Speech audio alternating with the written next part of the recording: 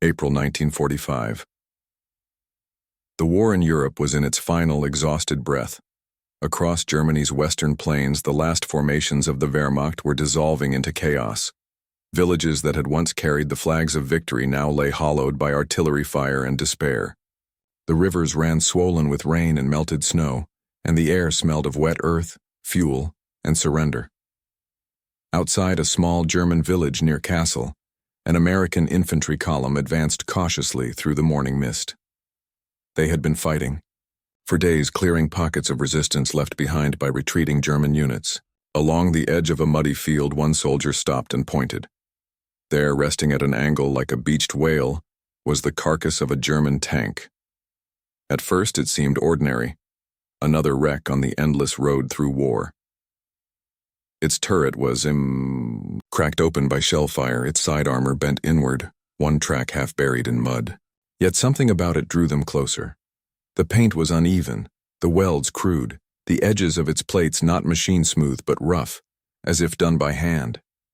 It looked less like a tank rolled from a factory line and more like one assembled in desperation. The GIs approached carefully, rifles raised.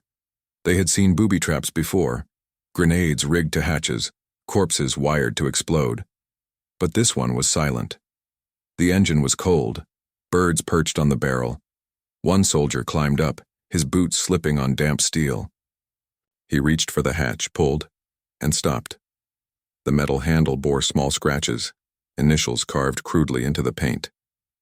When the hatch finally swung open, a wave of stale air spilled out. Oil, ash, and something unmistakably human. Inside were hand tools, a half-finished wrench, a child's glove, a small tag marked with a number and a single name, not of a soldier, but of a worker. It was then, one by one, that the men understood what they were seeing. The tank had been built not by an army of engineers, but by human beings who were never meant to fight, prisoners, civilians, perhaps even children. Hardened soldiers who had endured the blood of the Ardennes now stood silent. One wiped his face. Another muttered a prayer. That wreck, abandoned in a field, told a story older than the battle itself, the story of a nation collapsing under its own machinery of war. By early 1945, the German Reich was burning from the inside out. The cities of Cologne, Dresden, and Hamburg lay in ruins. The Allied bombing campaign had not only destroyed streets and homes, it had dismantled the backbone of German industry. The great factories that once produced tanks, planes, and weapons with mathematical precision were now twisted steel skeletons. The assembly lines were gone, power grids shattered, supply routes choked. Yet the war machine demanded to keep breathing.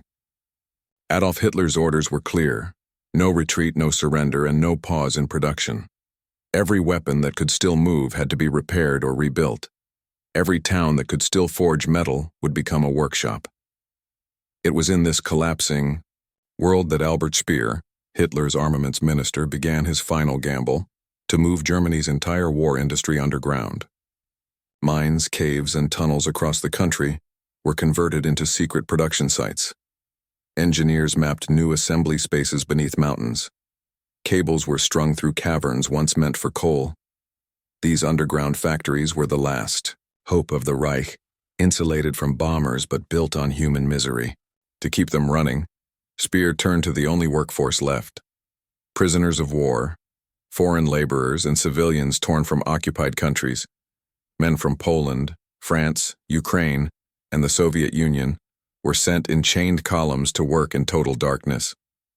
In camps like Dora Mittelbau and Flossenburg, tens of thousands of slave laborers assembled aircraft engines, rockets, and tank components by hand.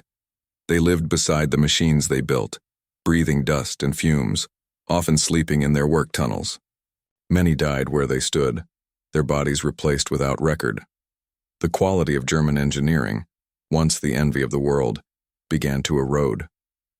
Without trained mechanics or proper materials, tank production became a grim parody of itself. The once mighty Panther and Tiger tanks were now pieced together from mismatched parts, welded by hands that trembled with hunger.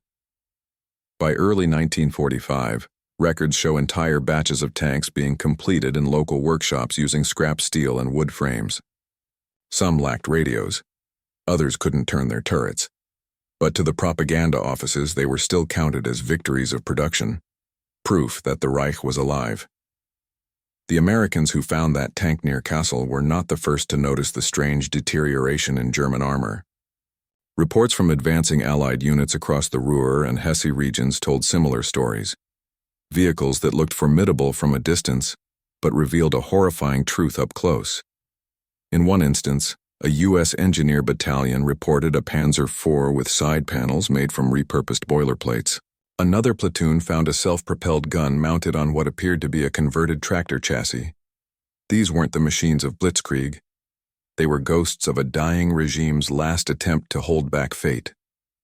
Behind these failures was an invisible army of human suffering, the forced laborers of Germany's final year. The Reich's industrial heart had become a graveyard of nameless workers, each contributing a rivet or a weld that would never save them.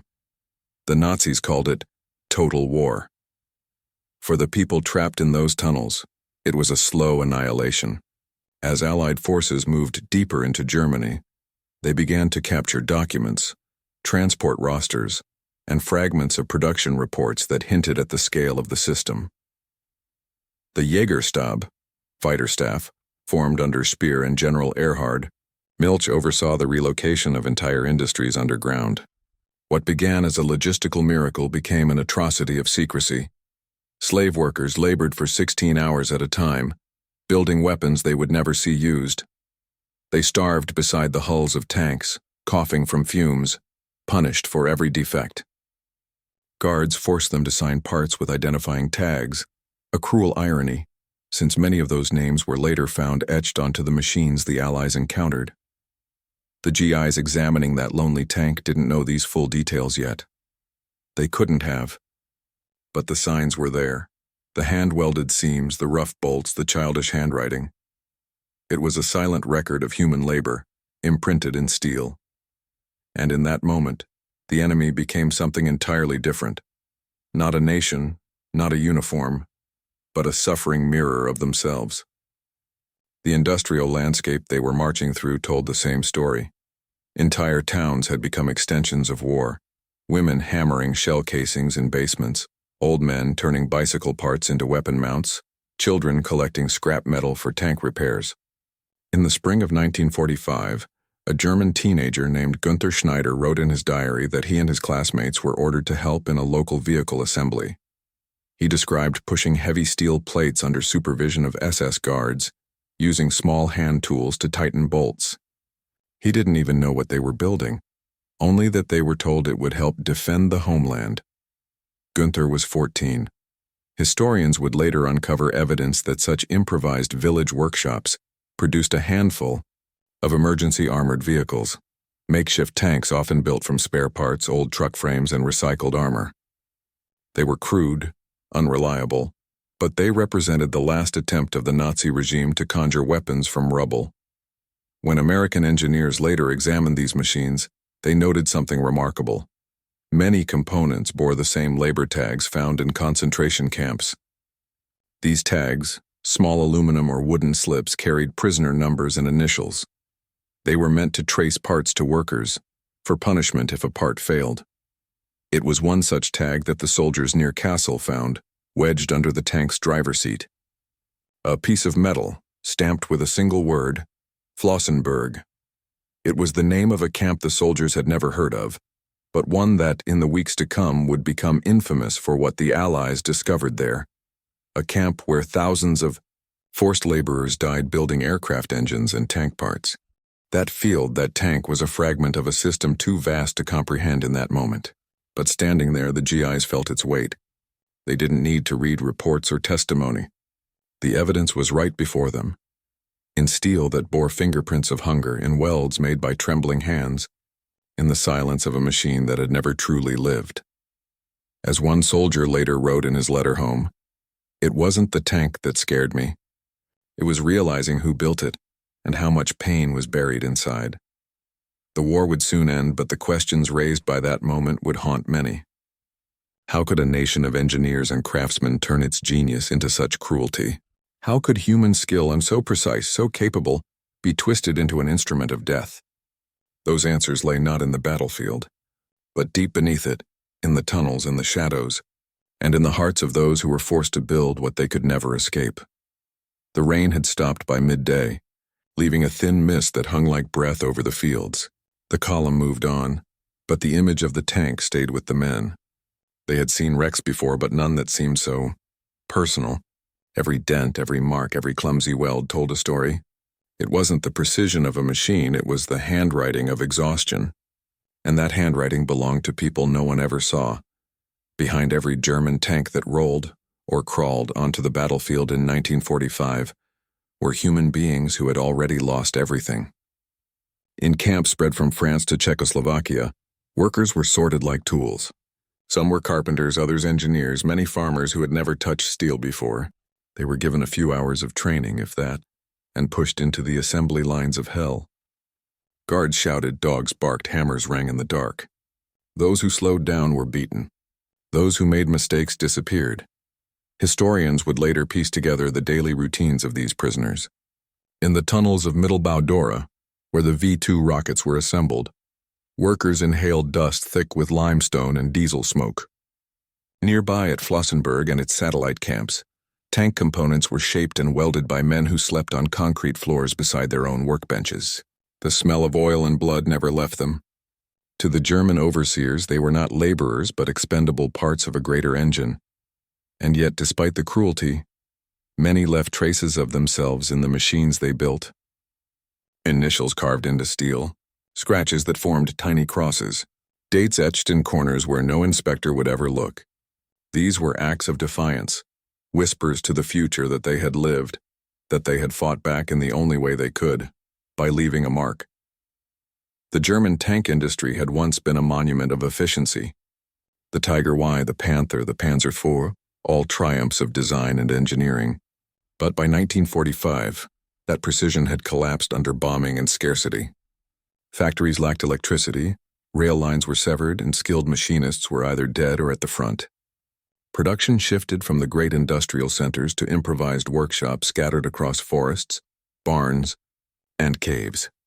Albert Speer boasted that Germany's output had miraculously increased despite the bombing. In truth, his numbers were illusions built on desperation. Each completed tank was the sum of stolen parts and human suffering. Components arrived piecemeal, often incomplete, forcing workers to improvise. Fuel systems were cannibalized from tractors, gun mantlets cast in backyard foundries, transmissions hammered into shape by hand.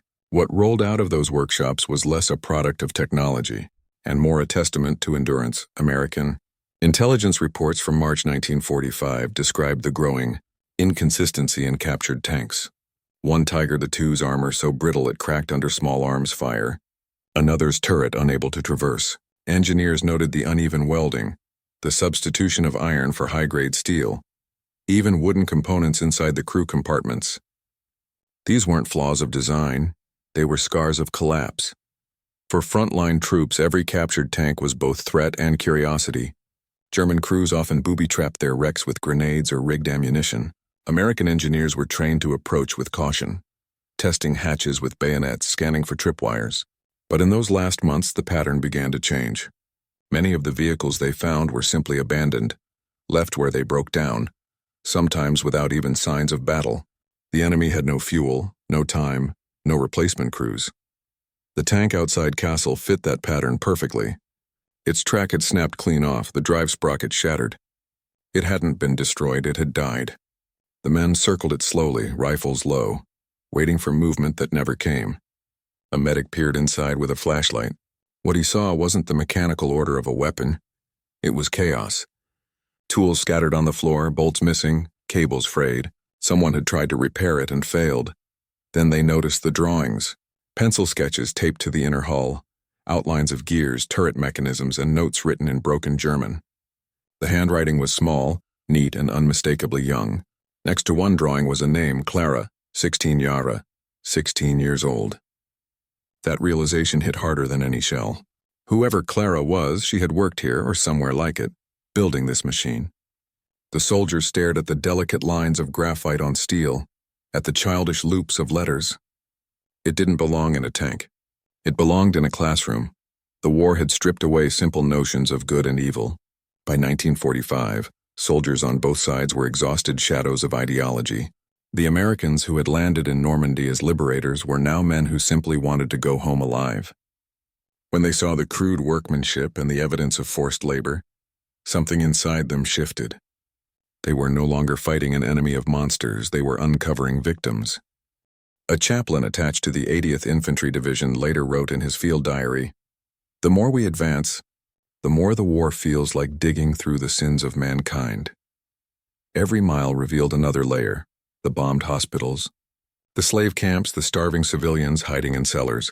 The tank, silent and broken, was just another confession written in iron." Even Albert Speer, captured weeks later, would admit in Nuremberg that the final months of production were a macabre miracle. He claimed he had tried to protect workers from the worst excesses, yet the documents told another story. Quotas raised as death tolls climbed. Orders signed for more laborers even as factories turned to rubble. The empire had built itself on suffering, and now that suffering stood exposed. The patrol decided to search the tank thoroughly before moving on. 2 men climbed inside while others formed a perimeter. The interior was cramped and foul. Mud caked the floor. The periscope glass was cracked, letting in thin blades of light. One of the men reached for the control levers. They were wrapped in cloth, frayed strips of a blue dress. Beneath the driver's seat they found a tin box, the kind used for rations. Inside were scraps of paper covered in writing. The language was German but simple, almost childish. A few words stood out: arbeiten, müde, morgen fertig, working, tired, finished tomorrow, and then a list of names, not soldiers' names but first names only: Clara, Hans, Misha, Emila, Sophia. Different origins, different hands, united in one small act of survival. The medic examined the engine compartment and noticed more markings, small numbers scratched into the metal, arranged like a signature chain. These were identification codes for parts manufactured at Flossenburg and Buchenwald subcamps. The tank had been born from a network of suffering that spanned half of Europe. Outside, the others stood silently, listening to the wind through the broken trees. The war's noise was fading now. No artillery, no aircraft, just the distant rumble of retreating thunder. When the men inside emerged, they carried the tin box carefully, as if it were something sacred. Their faces said everything. Later that evening, as they bivouacked by the roadside, one of them read the notes aloud. None of them spoke German well, but the tone was unmistakable. These weren't workers' logs or technical instructions, they were fragments of life. Mentions of hunger, of missing family, of hope that the Americans will come soon. One note ended simply, "Maybe they will see what we made." It was too much. Men who had survived the Ardennes, who had dragged their friends through shell fire, now sat in silence. One took off his helmet and pressed it to his chest. Another turned away and wiped his eyes. They weren't crying for the enemy. They were crying for what the war had done to everyone. In the morning, before they moved on, the soldiers buried the box beneath the tank's hull. They placed a small wooden cross made from rifle splinters beside it. No ceremony, no orders, just a quiet gesture.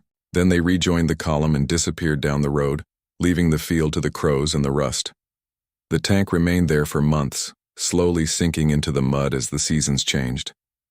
When Allied engineers returned to survey the wrecks, they recorded it as a non-operational Panzer IV, unserviceable, likely hand-assembled. No one mentioned the notes or the names. Those belonged to history's silence. That silence would not last.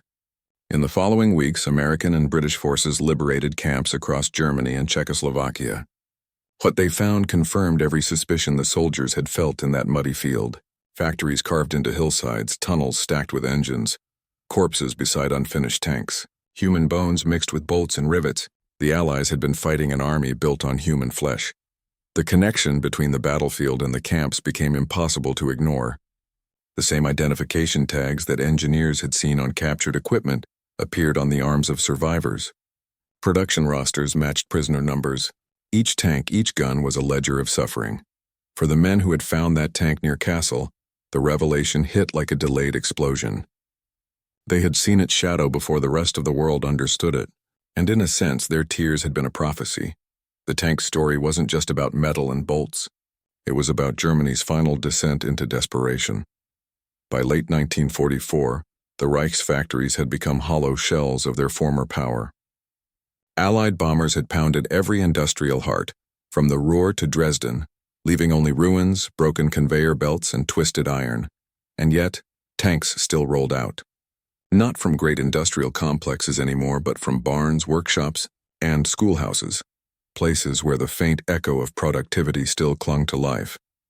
This was the Volkssturm era, when Hitler ordered that every German must fight. It was no longer a war of professional soldiers.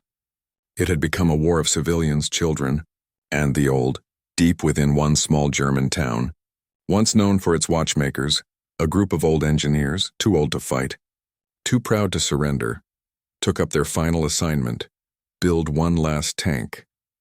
They had no factory tools, only manual lathes and welding torches powered by hand-cranked dynamos.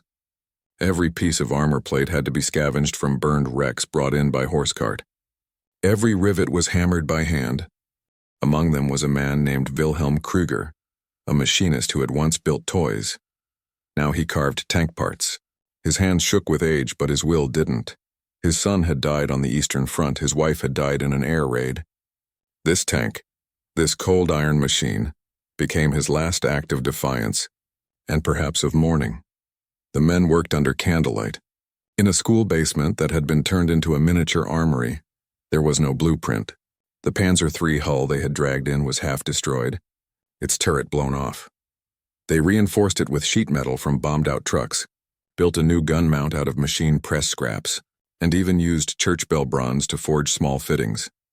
Every weld bore the mark of human fatigue. Every panel bore the scars of recycled war. By spring 1945, the German army was so fractured that local commanders were forced to improvise their own defense units. This hand-built tank was part of one such Volkssturm armored platoon, formed near Kassel. It wasn't meant to win a war. It was meant to buy time, an illusion of resistance against an unstoppable tide. When American scouts first spotted it in early April, they believed it to be a new kind of Panzer variant. The profile looked strange, rough edges, an uneven turret silhouette, but still menacing. Through binoculars, its cannon glinted in the sun, so they waited. Infantry flanked cautiously. Tank destroyers took aim, but no shots came from the German side.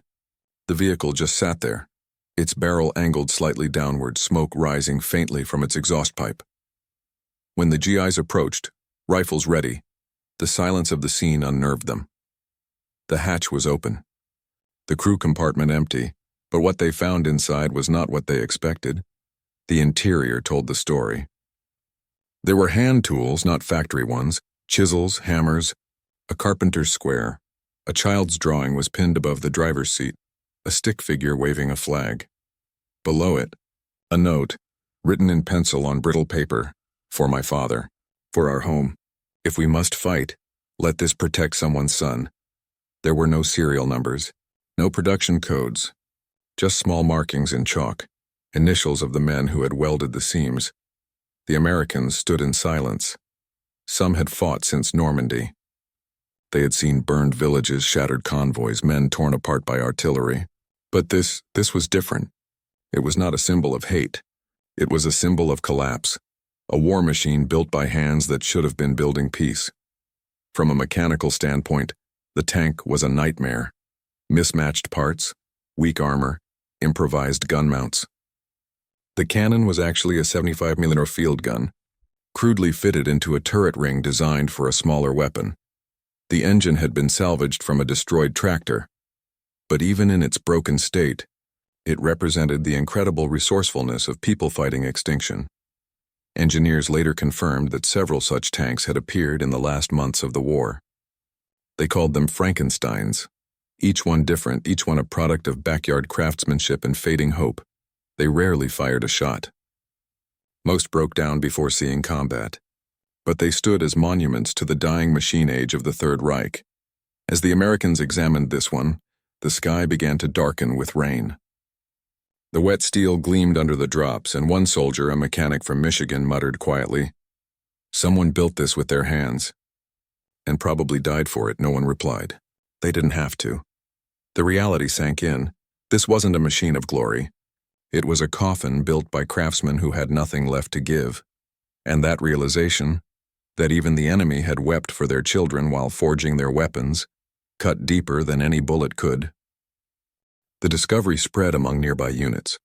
Engineers came to inspect, photographers to document. But the story didn't end there, because the true turning point, the climax of this war's final chapter, was already unfolding just a few miles away. The Americans were pushing toward the Weser River, toward the industrial ruins of Kassel, where they would uncover the full extent of Germany's hand-built war effort. And it was there, in the smoldering ruins of a collapsed Reich, that the meaning of this tank, and the men who built it, would be fully revealed.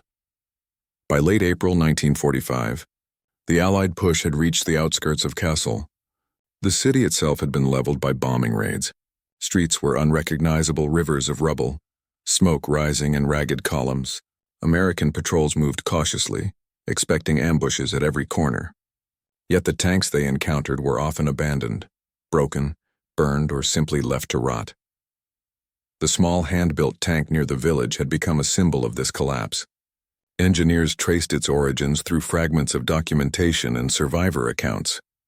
The hull, they realized, had been built from parts traced back to Flossenburg subcamps, a network of forced labor sites notorious for death and cruelty. The welds bore fingerprints, literal evidence that human hands, weak with hunger and fear, had shaped this instrument of war. The soldiers returned to the site after initial reconnaissance. They approached the tank once more, this time with careful reverence, aware that they were standing over the labor of lives stretched to the breaking point. The hatch opened again and they inspected the interior fully. Inside, they found what they had only glimpsed before: tools left by children, scraps of notebooks and tiny carvings on the steel floor, names of workers, many of them adolescents and prisoners. One soldier noted a piece of scrap paper with a crude sketch of a family home. Another found a small folded piece of cloth with the initials HS etched into it. No ordnance manuals, no soldiers' maps, just human remnants turned into an engine of destruction, and the deeper they looked, the clearer it became that this was not merely a weapon. It was a testament, a tragic ledger of the last desperate months of the Third Reich. The discovery of hand-built tanks like this one was not isolated. Across the northern German plains, Allied forces documented dozens of similar vehicles. Engineers cataloged them for intelligence reports. But soldiers and medics recorded the human elements, notes, initials, and artifacts left inside. In liberated labor camps, survivors confirmed the accounts. Prisoners from Poland, Czechoslovakia, France, and the Soviet Union described working in underground workshops for 16-hour days, assembling tanks, engines, and artillery shells. Many were children. Many died before seeing the weapons they made deployed. American field reports from May 1945 corroborate these stories. One memo described, captured Panzerfähre show unmistakable signs of improvised assembly. Several contain handwritten notes and part markings consistent with prisoner labor assignments from Flossenburg and Dora Mittelbau. Even Speer, during the Nuremberg trials, acknowledged that the final months of production were fueled by forced labor, a system that sacrificed lives to maintain a facade of industrial resilience. Historians later calculated that over 300,000 laborers died in German armaments factories during the war, many of them contributing to tanks and vehicles found abandoned across the countryside. The tank in that field near Kassel became a microcosm of these human tragedies. It stood as both artifact and memorial. Soldiers who saw it firsthand later wrote letters and journals, some describing tears shed over machines, a grief for what humanity had become under total war. From a military perspective, these hand-built tanks had little impact. They were too few, too fragile, and too hastily assembled to influence the front lines. But symbolically, they revealed the collapse of the Wehrmacht and the moral bankruptcy of a regime that turned children and prisoners into unpaid craftsmen for its final desperate campaigns. For the American soldiers, the encounter reshaped their understanding of the enemy. After months of seeing Germans as opponents, now they saw the layers of coercion and suffering behind every armored vehicle. The line between combatant and victim blurred. One GI recounted decades later, "We went there thinking we were liberators, thinking we were hunting soldiers. And there we found their fingerprints in steel, the notes of kids. And it changed how we saw the war entirely, not just as victory but as tragedy. The war ended less than a month later, but the tank remained in the field, a silent witness to the final days of the Reich. By 1946, historians and military archivists had documented its story, along with countless other hand-built vehicles, linking them to forced labor camps, abandoned workshops, and the children who had once operated welding torches in the dark. In the quiet of post-war Europe, these discoveries became lessons about human ingenuity, endurance, and the moral consequences of industrialized conflict. Tanks, weapons, and artillery are often remembered for their tactical significance, but in this case, the machine's true weight was human. The men who built it were often invisible to history, erased by ideology, by war, and by time. Yet their marks remained etched in steel, silent witnesses to suffering, labor, and resilience. When American soldiers first discovered that tank, their tears were not for the enemy, but for humanity itself. They recognized that war reduces people to parts and that even the greatest engineering marvels cannot conceal the cost of human life. The tank, abandoned in mud, slowly rusted. Its gun barrel drooped. Its wheels sank further into the earth, but it endured as a symbol of collapse, of labor, of innocence lost in the machinery of war. Decades later, photographs, archival reports, and testimonies preserve its memory. The narrative of one hand-built tank reminds us that behind every weapon, there are human hands, human hearts, human stories. War is often measured in victories, losses, and territory gained. Yet the quietest lesson comes from what is left behind. The fingerprints, the names, the hope and despair carved into steel. The American soldiers who first cried beside that tank carried its story with them for the rest of their lives. They had glimpsed the invisible cost of war, the intersection of human skill and suffering, genius and tragedy. And in that fleeting moment, they understood history not through strategy or numbers, but through the most intimate evidence of all, the human touch in a machine built for death.